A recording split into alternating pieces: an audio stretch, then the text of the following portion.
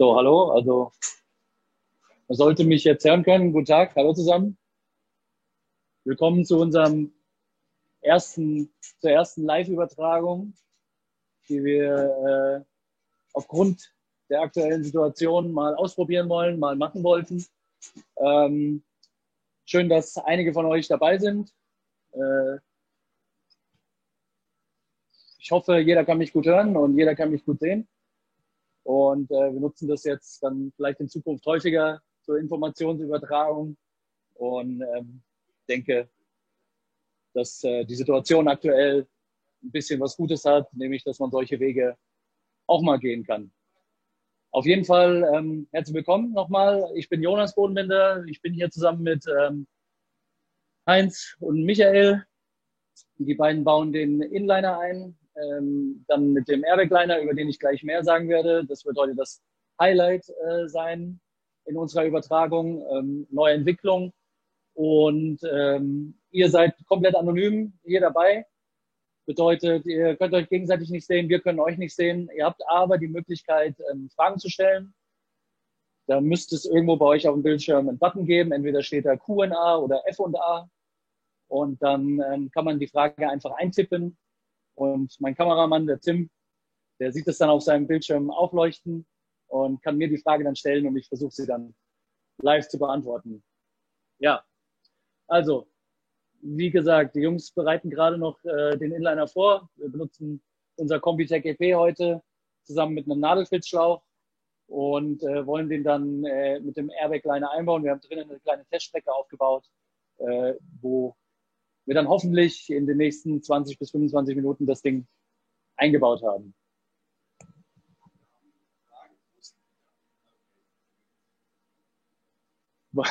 Frage, wo Linda ist. Linda sitzt oben und guckt zu. Sie kann das jetzt auch hören gerade. Ich grüße sie mal. Vielleicht macht Linda das ja das nächste Mal dann.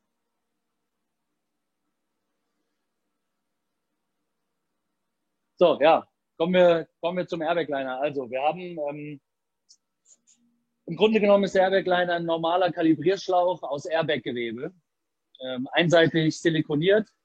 Ihr seht ihn hier, ist ein ganz, ganz flexibles Gewebe, sehr, sehr dünn, aber dennoch unglaublich reißfest und hochtemperaturbeständig. Man kennt es im Auto, ja, jeder von euch kennt ein Airbag, die meisten werden noch nicht in Kontakt mit einem gekommen sein, aber jeder weiß, dass sie unsere Leben retten und jeder weiß, dass sie unglaublich zuverlässig sein müssen.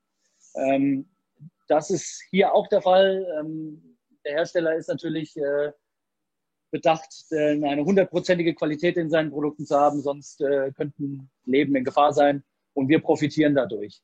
Wenn ein Airbag ausgelöst wird bei einem Unfall, gibt es sehr, sehr hohe Kräfte. Also eine Treibladung explodiert dann und die werden sehr heiß und die haben kurzzeitig einen sehr, sehr hohen Druck.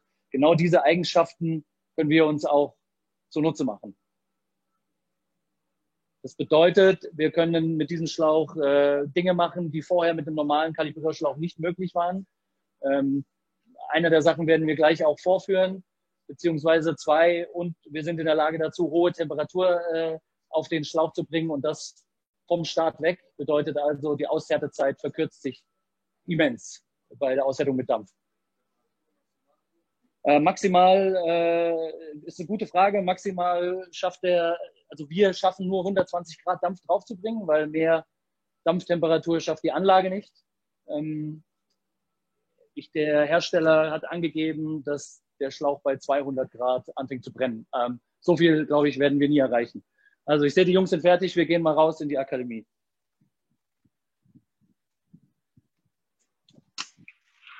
Hopp. Also hier, das ist unsere Akademie, in der auch sonst unsere Schulungen stattfinden. Hier wollen wir jetzt mit dieser Teststrecke, die ihr da seht, den Airbag-Liner einmal senkrecht einbauen. Die Jungs, vielleicht kann Tim kurz mal das zeigen. Der Airbag liegt jetzt hier schon auf dem Boden abgemessen und die ziehen jetzt den Inliner einmal da durch, sodass wir ihn dann gleichzeitig inversieren können.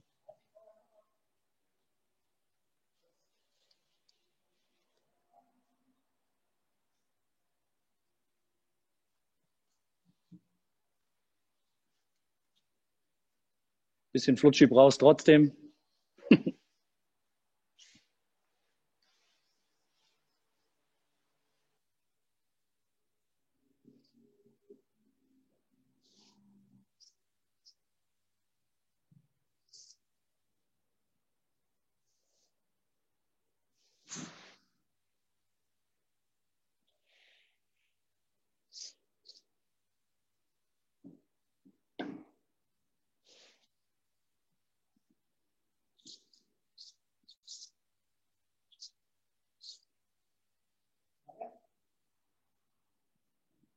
Mehr blöde Fragen?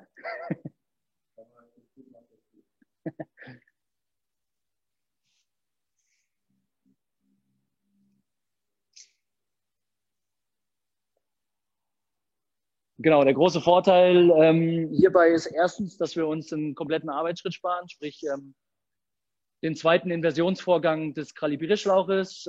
Das ist nicht unbedingt was Neues, das kann man auch mit einem normalen Kalibrierschlauch machen. Hier geht es sicherlich noch etwas einfacher.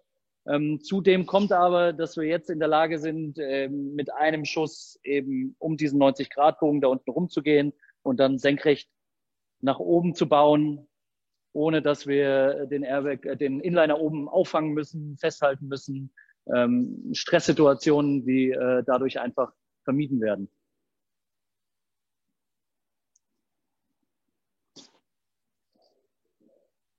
Wie bitte? Bei der Inversion jetzt wird es sicherlich mit 0,6 bis 0,7 Bar hochlaufen, der ganze Schlauch. Aushärtedruck ganz normal, 0,3, 0,4 Bar.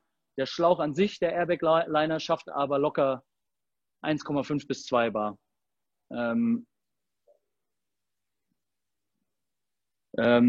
Also auch da sind diese Toleranzen nach oben so weit ausgedehnt worden, dass sie eigentlich den Rahmen von dem sprengen, was in unserer Branche üblich ist. Wir haben es noch nicht geschafft, ihn kaputt zu machen. Es wäre vielleicht mal interessant, einen Test zu machen, bei wie viel Druck er tatsächlich platzt. Das Problem bei der Sache ist, wir können hier bei uns nur mit Luftdruck testen und mit Luftdruck wird sowas zu einer echten Waffe. Man müsste dann vielleicht mal das ganze System unter Wasser setzen, um dann wirklich zu schauen, wann der Schlauch bersten würde.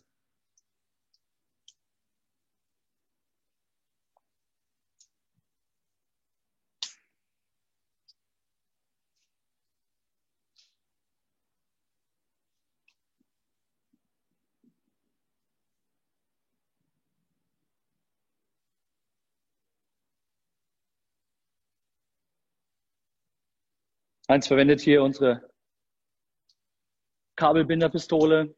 Ein schöner, eleganter Weg, um schnell Kabelbinder an Knoten zu machen, die dann zudem auch noch den Knoten sehr komprimiert halten. Auch entscheidend für natürlich die Bogengängigkeit des kompletten Schlauchsystems.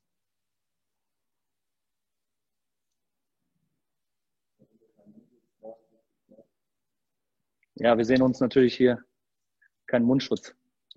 Wir sehen uns natürlich hier jeden Tag seit 2 Wochen. Wir dürfen dieses Gebäude auch nicht verlassen. Normalerweise wären ja Heinz und Michael ständig auf der Straße unterwegs, um euch auf den Baustellen zu unterstützen.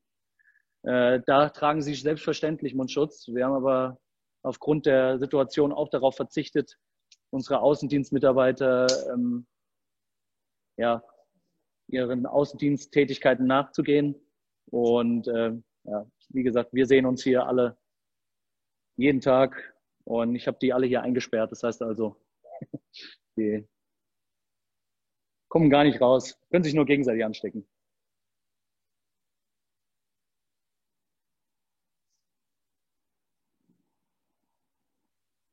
Schutzbrillen haben sie ja Gott sei Dank auch.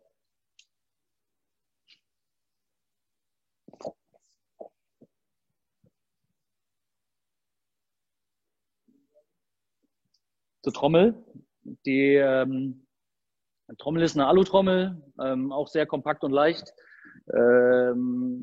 Ist so designt, dass sie durch jede Tür passt. Also eben für die Verwendung innerhalb von Gebäuden mit mehreren Etagen, durch die großen Räder sehr leicht eine Treppe hochzuziehen auch. Und ja, diese hält eben auch, Gott sei Dank, diese 110, 120 Grad aus, die wir jetzt auch versuchen, gleich auf den Schlauch zu bekommen. Beim Epoxy ist es so, ich kann nicht für andere sprechen. Ich weiß es bei unserem. Generell kann man das aber bei Epoxys sagen, dass sie bessere Eigenschaften bekommen, umso wärmer sie ausgehärtet werden. Das heißt also, die finale Endaushärtung wird schneller erreicht. Dementsprechend tun wir da jetzt auch noch was Gutes mit dem Epoxy, wenn wir es sehr warm aushärten. Ich bin selbst gespannt, wie schnell das gleich geht. Da wir hier das Ganze nicht so in die Länge ziehen wollen, hoffe ich, es ist ziemlich schnell ausgehärtet.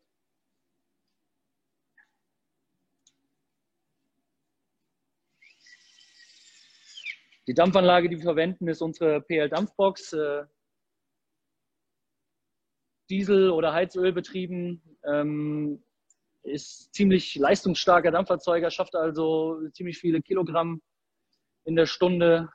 Es ist immer schwer zu sagen, wie man Dampferzeuger vergleichen soll. Also was ihn ausmacht, finde ich zumindest, ist, dass er ein reiner Durchlauferhitzer ist. Er hat also gar keinen Boiler oder gar keine großen Tanks, in dem der Dampf erst vorher aufbereitet werden muss, um dann verwendet zu werden. Läuft also durch. Wir haben die Erfahrung gemacht, zumindest ist das, was Heinz mir berichtet hat, der größte, den er bisher damit gemacht hat, war DN300, 70 Meter. Und auch den konnte er mittels Dampf aushärten. Und ich denke, das ist schon ein gehöriges Stückchen. Zu den Nennweiten. Also der Airbag-Liner an sich ist erhältlich von DN30 bis DN1000. Wir haben herausgefunden, dass es auch möglich ist, kleinere Röhrchen also sprich Röhrchen ab DN50 mit offenem Ende einzubauen, ist natürlich ein Riesenvorteil. Wenn einer von euch mal so eine Anwendung an der Baustelle hat, können wir dazu gerne drüber reden. Ja, also jetzt wird von unten nach oben inversiert. Welchen Druck hast du, Heinz? Michael? 0,2 Bar aktuell.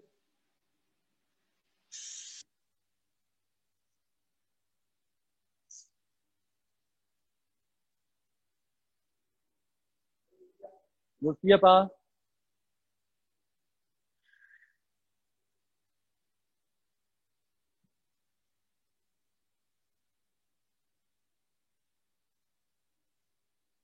Da kommt er. Lassen ihn oben ein Stück rausgucken, damit jeder sehen kann, was passiert. Und der Airbag kommt hinterher.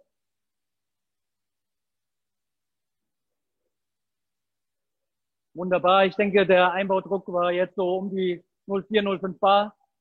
Heinz musste sich kaum anstrengen, den Schlauch zu inversieren. Wir sind jetzt lange nicht an die Grenzen des Schlauchs gegangen. Wenn jetzt dann irgendwie noch ein 90-Grad-Bogen wäre oder noch mehrere Bögen passieren würden, könnte man auch mit mehr Druck den Schlauch inversieren.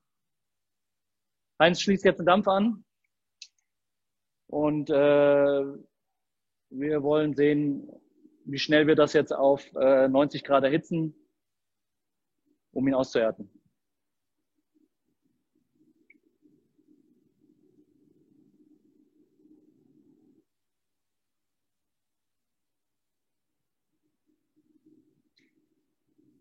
Das war jetzt ein DN100er Flexliner, ja, also ein Flex 3D. Die Flex 3Ds gibt es auch, der Name sagt es ja schon, 3D können Dimensionssprünge machen. Bedeutet also, dass es auch möglich ist, jetzt gerade in so einer Situation einen kleineren Schlauch einzubauen, sprich einen 70er in ein 100er Rohr, um den Bogen, den 90-Grad-Bogen noch schöner anzudrücken. Wir haben festgestellt, dass das Endergebnis dann häufig noch besser ist. Ja, wir haben eine Frage, mal kurz auf die Dampfanlage zu schwenken. Dem schwenkt mal drauf, also da sieht man es. Ja, unsere PL-Dampfbox relativ kompakt. Wie eben schon gesagt, Für diese Anwendungen, die wir haben, produziert sie mehr als genug Dampf. Und sind, haben schon viele Dinge damit machen können.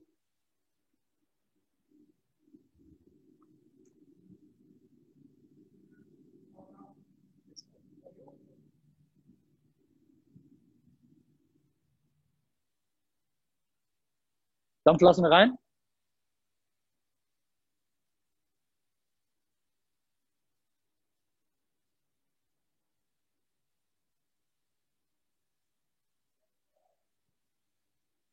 Wie bitte? Ich habe es nicht verstanden. Ja, genau.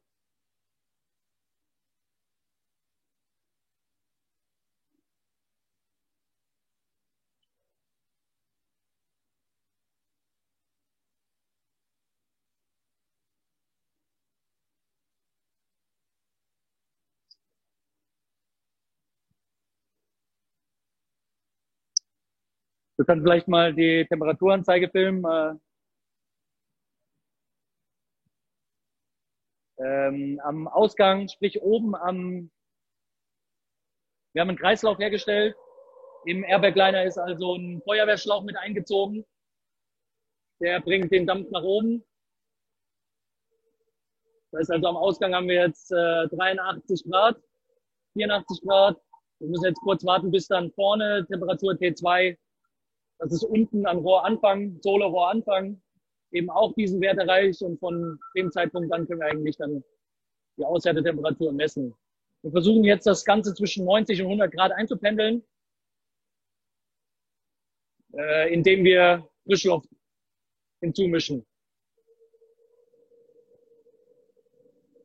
Man sieht, wie schnell auch T2, sprich die Temperatur am Rohranfang, Sohle, sich der T1 anpasst. Das kommt natürlich dadurch, dass wir so ein hohes Dampfvolumen jetzt da rein jagen.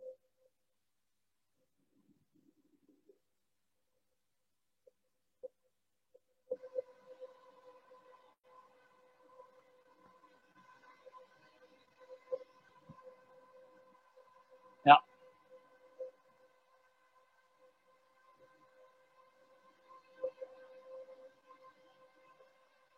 Das Harz geht jetzt bei der Temperatur, geht bei der Temperatur 51 Grad, 60 Grad eigentlich auch unmittelbar in die Reaktion.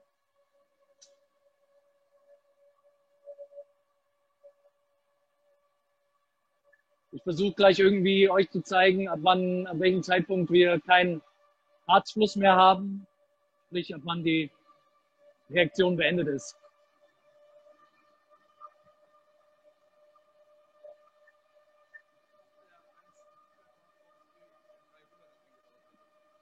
Mit dieser Dampfbox ein DN300er eingebaut hat. Ja, wir haben schon mehrere DN300er mit dieser Dampfbox eingebaut. Hat er eins gemacht, ja. Mit der Dampfbox. 80 Meter, ja. Das, wie gesagt, hatte ich eben gesagt. Wir hatten mal einen DN300er 70 Meter mit dieser Dampfbox bewältigen können. Man kann hier jetzt, ich weiß nicht, ob man es auf dem Kamerabild sieht, wahrscheinlich nicht. Das Ganze dampft jetzt schön hier oben und ist noch leicht feucht, aber man sieht schon, dass der anfängt hier an diesen Stellen schon härter zu werden.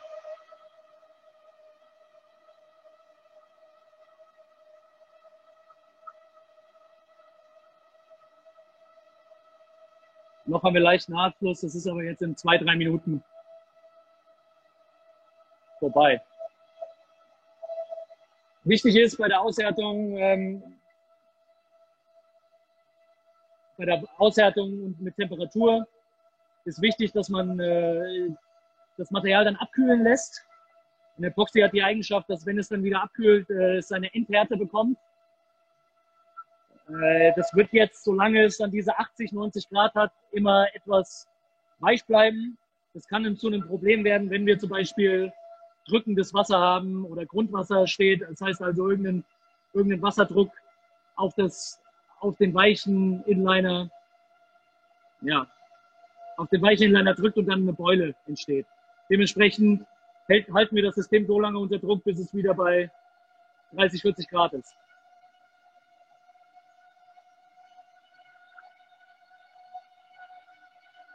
Oben kann man sehen, Heinz hat es gerade versucht, oben kann man sehen, dass der jetzt eigentlich nicht mehr flüssig ist. Er ist also quasi fertig. Ich habe keine Rückstände mehr an meinem Finger.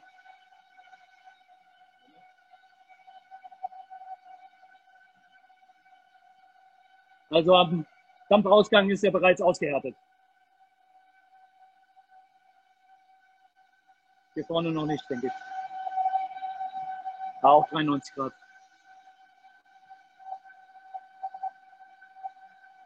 Am Rücklauf haben wir ungefähr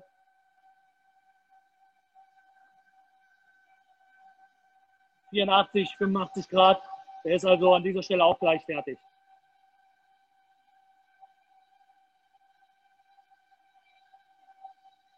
Wir könnten jetzt sagen, dass wir die Dampfbox abstellen und mit der Restwärme den Liner aushärten lassen. Mit welchem EP? Das ist EP30. Ja. Also Topfzeit von 30 Minuten. Und ja, ich habe jetzt nicht auf die Uhr geguckt, wie schnell das ging. Aber das waren sicherlich so um die 5 Minuten. Vor 20 Minuten eingehakt, ja. Bei dem EP60, das ist sicherlich das gängigste Epoxy, was wir verwenden, dauert die Aushärtung unmittelbar länger. 5 Minuten länger. Sobald wir diese 90 Grad erreicht haben, haben wir festgestellt, dass das Material eigentlich sofort erstarrt.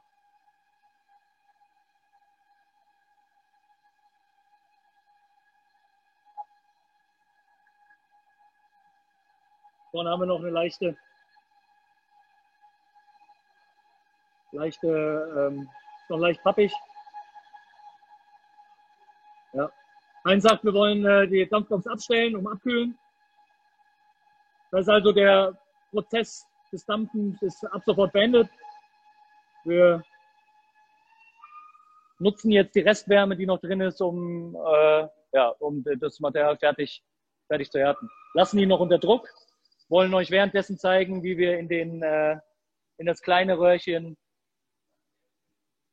den 50er inversieren. Genau. Um euch auch noch die Bogengängigkeit ein bisschen eindringlicher zu demonstrieren. Also wir haben hier, ja, ich weiß nicht, wer es gebaut hat, auf jeden Fall hat er seiner Fantasie freien Lauf gelassen. Das sind ein 45er, 90er, ein 45er, 60 Grad Bogen und hier oben auch nochmal ein 60 Grad Bogen. Ich denke, kritisch ist natürlich diese Stelle, da der Schlauch gar keine Zeit hat, Schwung zu nehmen.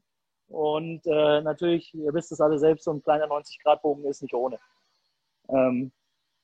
Auch hier die Carbontrommel hat ein Überdruckventil von 0,9 Bar drauf.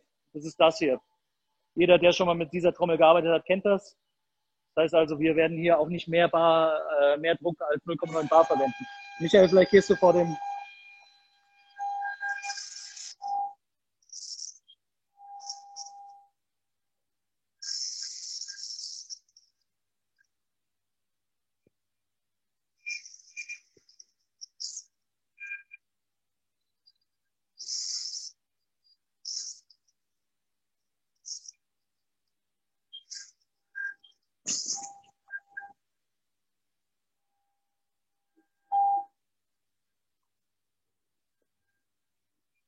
Jetzt hören wir schon, wie er oben rauskommt.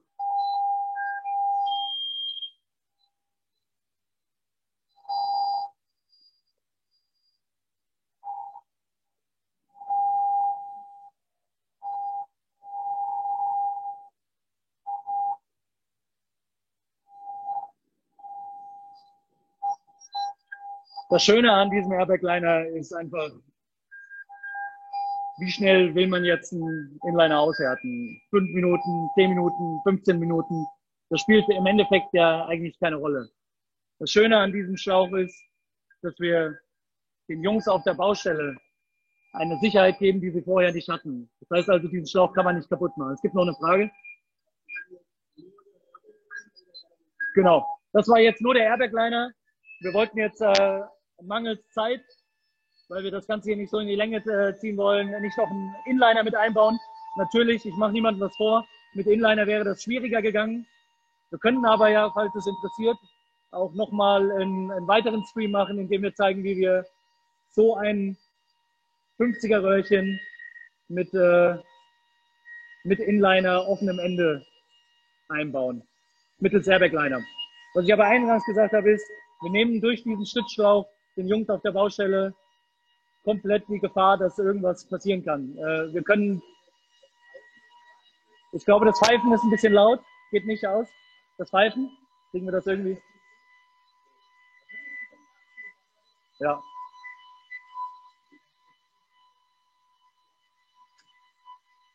Und genau. Tut mir leid, wenn das jetzt ein bisschen stört. Wir sind hier eben auf einer gefakten Baustelle, aber immer noch auf einer Baustelle. Ihr wisst es selbst, die ganzen Geräusche können wir nicht ganz abstellen. Ich hoffe, ihr versteht mich trotzdem einigermaßen. Ja, genau. Die Jungs auf der Baustelle haben einfach überhaupt ist gar keine Gefahrenquelle mehr da, dadurch, dass der Stützschlauch nicht platzen kann. Wir könnten demonstrieren, was passiert, wenn man den Stützschlauch jetzt anschneidet. Vielleicht, Heinz, wollen wir das kurz nochmal zeigen, dass du oben eben mal mit dem Cutter eine Ritze reinmachst. Und wir wollen mal gucken, was passiert. Das heißt also, das Gewebe ist so gemacht, dass der Schlauch auch nicht weiterreißen kann, wenn er mal perforiert ist. Hoffe ich zumindest jetzt. Vorführeffekt. Also, wir haben jetzt da ein Loch eingeschnitten und ihr seht, selbst unter Druck, Michael hält den Druck aufrecht, passiert nichts, der Schlauch bleibt unter Druck. Er kann nicht weiterreißen. Noch ein weiterer Vorteil ist, und das werden wir oft gefragt, kann ich ihn nochmal verwenden? Ja, man kann ihn nochmal verwenden, wenn man damit pfleglich umgeht, wie gesagt, und die richtige Seite verwendet, dann ist der Schlauch ganz leicht wieder auszubauen und man kann ihn auch mehrfach wiederverwenden. Ich weiß, dass Stützschläuche heute, also Standardstützschläuche aus PVC, häufig weggeworfen werden. Das muss hier nicht gemacht werden. Natürlich muss er immer gekürzt werden auf die Länge, die dann als nächstes ansteht. Aber er kann nach dem Einsatz, kann er wunderbar wieder zusammengerollt werden, verstaut werden und für den nächsten Einsatz wiederverwendet werden. Wir wollen auch noch eine kleine Kamerauntersuchung machen, oder? Du machst jetzt fertig. Genau. Jetzt werden wir den Airbag eben zurückholen, damit man sieht, wie leicht das geht.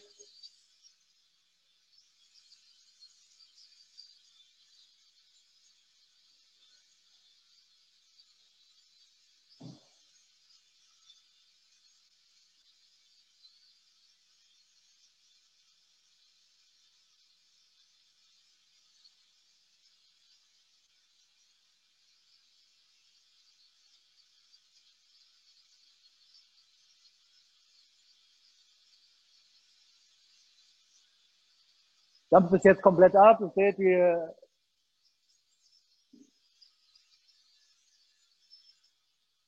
seht, der Druck ist weg. Hat sich jetzt ein bisschen blöder über das Brett gelegt, deswegen führt den Michael eben zurück.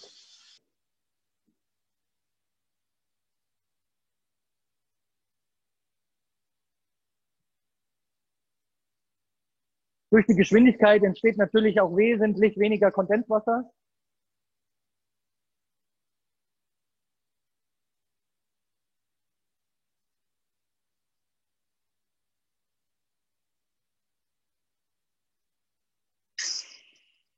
Wesentlich weniger Kondenswasser, wodurch man nicht so viel Kraft benötigt, um ihn wieder zurückzuziehen. Auch durch die Geschmeidigkeit, so leicht wie er reingeht, geht er eben auch raus.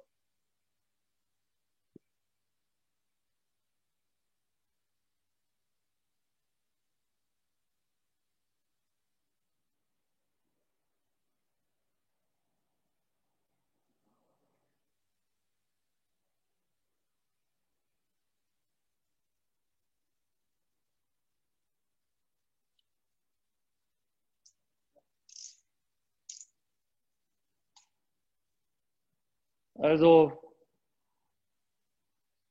wir stecken die Kamera rein. Tim versucht jetzt gleich euch das Kamerabild auch zu zeigen, indem er drauf filmt. Ich hoffe, das kommt über den Stream gut an. Ich denke aber schon, dass man was erkennen kann. Anfang ist gut. Ich hoffe, der Bogen ist auch gut. Man sieht den Einlauf einigermaßen. Und auch der 90-Grad-Bogen sieht von dieser Seite aus, finde ich, gelungen aus. Vielleicht kommen wir noch ein Stück das Senkrechte hoch. Ein ganzes Stück sogar.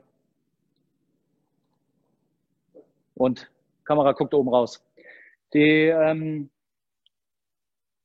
wollte den Abend nicht vor dem Tag loben, aber ich glaube, die Baustelle ist jetzt innerhalb von 35 Minuten abgeschlossen. Kamerabefahrung gemacht. Und ja, ich denke, das Ergebnis kann sich einigermaßen sehen lassen. Heinz ist zufrieden, ich bin zufrieden. Ich hoffe, wir konnten euch einiges zeigen, konnten euch ein paar Vorteile des Airbag-Schlauchs mitgeben. Und ich hoffe auch, dass wir vielleicht in Zukunft nochmal weitere Streams machen können dieser Art. Über Vorschläge sind wir immer dankbar und über welchem Weg auch immer würden wir uns freuen, wenn ihr irgendein Feedback da lassen würdet.